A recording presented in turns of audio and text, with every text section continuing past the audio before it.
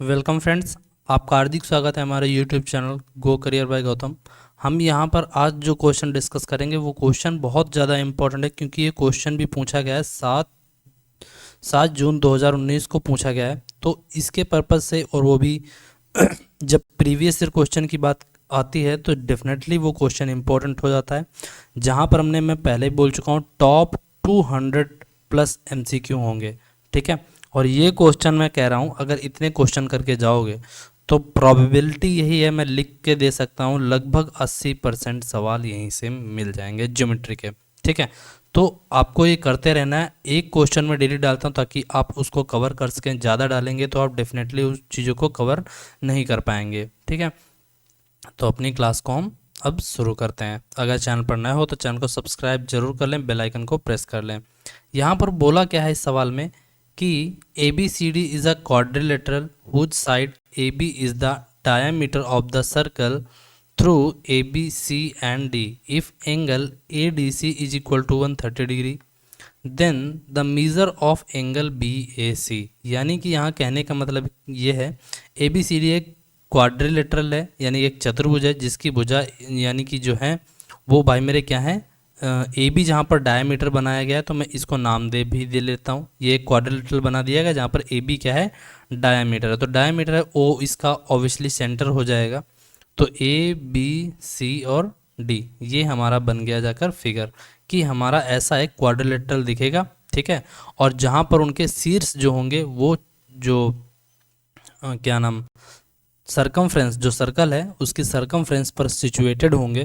तो आपको ये बात इतनी पता हो गई कि अगर किसी भी क्वाड्रिलेटरल के अगर किसी भी क्वाड्रिलेटरल के चारों शीर्ष परिधि पर स्थित हैं, किसी क्या नाम है, परिधि पर स्थित हैं, वो भी किसके, सर्कल के, तो वह एक चक्रीय चतुर्भुज होगा। और चक्रीय चतुर्भुज की सिचुएशन कंडीशन आपको पता होनी चाहिए। इसके लिए मैंने एक वीडियो डाल रखी है जाकर, सर्कल की कंप्लीट थ्योरम, आप उस वीडियो को देखिए, उसमें सब कुछ कवर किया हुआ है, ऑल टाइप्स ऑफ थ्योरम उसमें है, ठीक है। 100 किताबों का निचोड़ उसमें मिलेगा, ठीक है। तो इसको मतलब कि समझना शुरू करते हैं। क्या है इस सवाल में, बोला यह है कि एंगल ए डी सी हमारा कितना है, 130 डिग्री। कितना आ गया, 130 डिग्री, ठीक है, कोई प्रॉब्लम नहीं है। पूछा आपसे एंगल बी ए सी, आपसे ये वाला एंगल पूछ लिया है भाई मेरे, ये वाला एंगल पूछ लिया है, जिसको मैं नाम देता हूँ थीटा। अब आप बताइए ये एंगल क्या होगा। तो आसान भाषा में इसको समझ सकते हैं, कोई प्रॉब्लम नहीं है। देखो, मैंने बोला है कि कोई भी अगर क्वाड्रिलेटरल चक्रीय चतुर्भुज है तो उसके अपोजिट, यानी कि अपोजिट जो एंगल होगा, यानी कि आमने सामने वाले, ठीक है, उनका जो योग होता है वो 180 डिग्री होगा। जैसे कि इसका दिया हुआ 130 डिग्री, तो ये वाला जो एंगल बनेगा, ये वाला एंगल बनेगा जाकर आप कहेंगे 50 डिग्री। बात समझ में आ गई, ठीक है।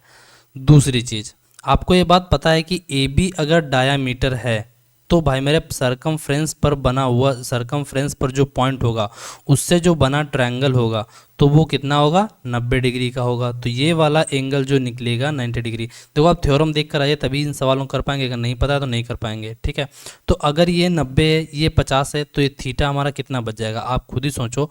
9 5 14 तो हो, सॉरी 9 5 14 तो 140, क्योंकि पूरे ट्रायंगल का सम, यानी कि कौन से ट्रायंगल में, ट्रायंगल ए सी बी में पूरे ट्रायंगल का सम 180 डिग्री होता है। तो हमें थीटा निकालने के लिए क्या करना पड़ेगा, 180 डिग्री माइनस का 140 डिग्री। आपको समझाने के लिए कर रहा हूँ, आंसर तो इसका 40 है, मुझे पता है, ठीक है। आप क्योंकि कोई ना कोई ओवर स्मार्ट बनने चला आता है ना, इसलिए। तो इसका आंसर भाई मेरे कितना है, 40 डिग्री। तो आंसर इसका ऑप्शन सी करेक्ट हो जाएगा, ठीक है। और आई होप ये बात आपको आसान भाषा में समझ में आई हो, ठीक है। चलते हैं अगले सवाल की ओर।